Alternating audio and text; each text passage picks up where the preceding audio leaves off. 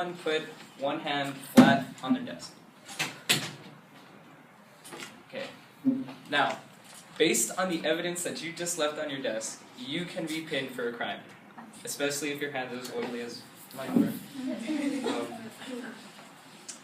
For as long as there has been crime, as long as there has been law, there has been crime, and of course there has been people breaking the law. But how did our ancestors know if they were prosecuting the right person? They basically just gave a gut feeling or eyewitness account.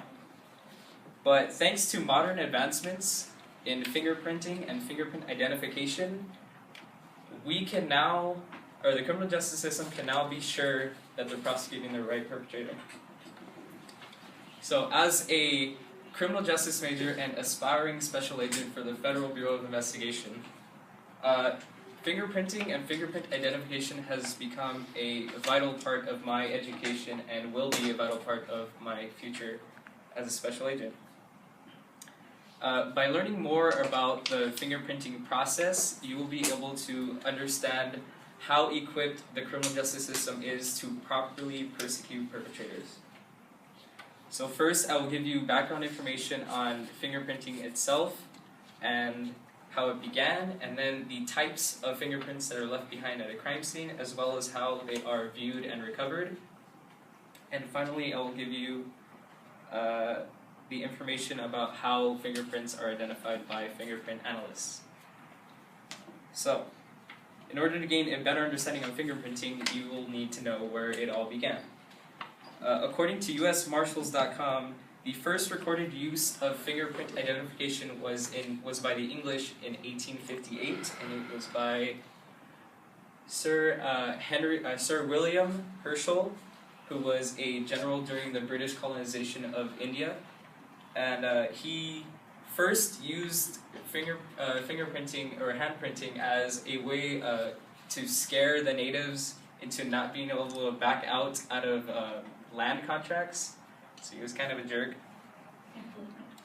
But upon closer examination of the prints, he found that there were 3 types of specifically organized fingerprints that may or may not be used to disprove or prove someone's identity.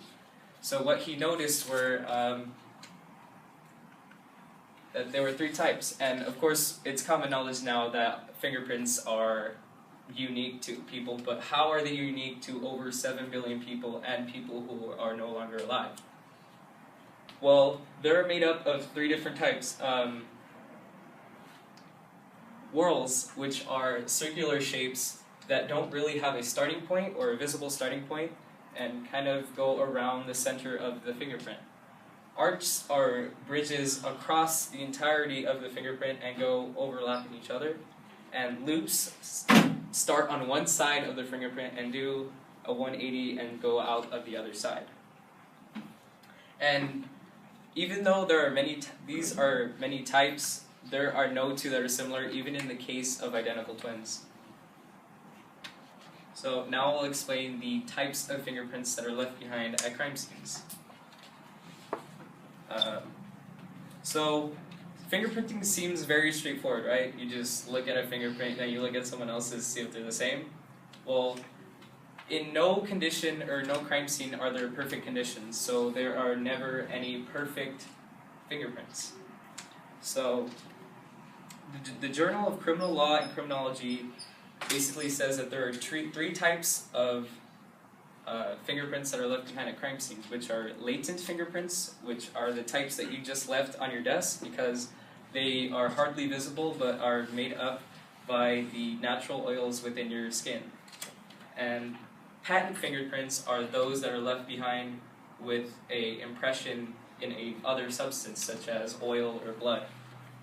And the last type are plastic fingerprints, which are 3D molds that are made from pressing your finger down in a substance such as putty or mud, so you can see the entirety of the fingerprint.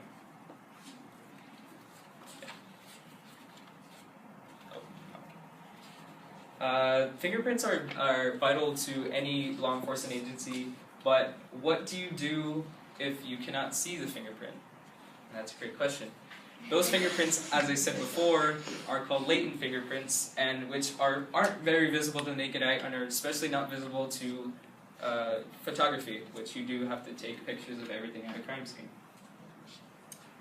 So, the FBI published a book called The Science of Fingerprints, Classification and Uses, and it shows many methods to improve upon viewing latent fingerprints. And these methods are using alternative light sources, such as LED lights that illuminate the fingerprints, such as this one.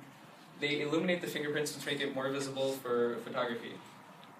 And another method is cyanoacrylate, which is has to do with superglue. Oddly enough, you heat the superglue into a vapor, and it spreads around the room and attaches itself to the natural oils that are found in the skin. And now that you know how fingerprints are better viewed, you now should know how they are identified. So according to Forensic Science Simplified, the process begins with an analyst comparing the fingerprints found and the fingerprints of the suspect. And he compares them side by side.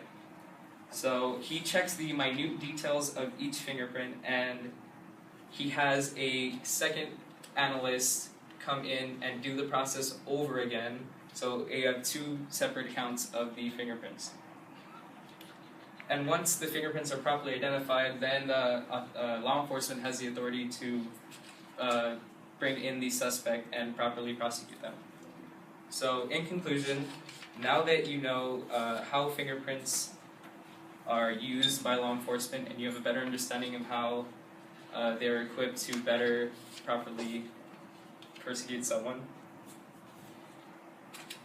I explained the background information of when they were first used, and then I explained how fingerprints, or what types of fingerprints there are and how they are recovered, and then I explained how they are identified by fingerprint analysts. So now that I explained this process, hopefully I've deterred you from committing crimes, or at least investing in gloves. Thank you.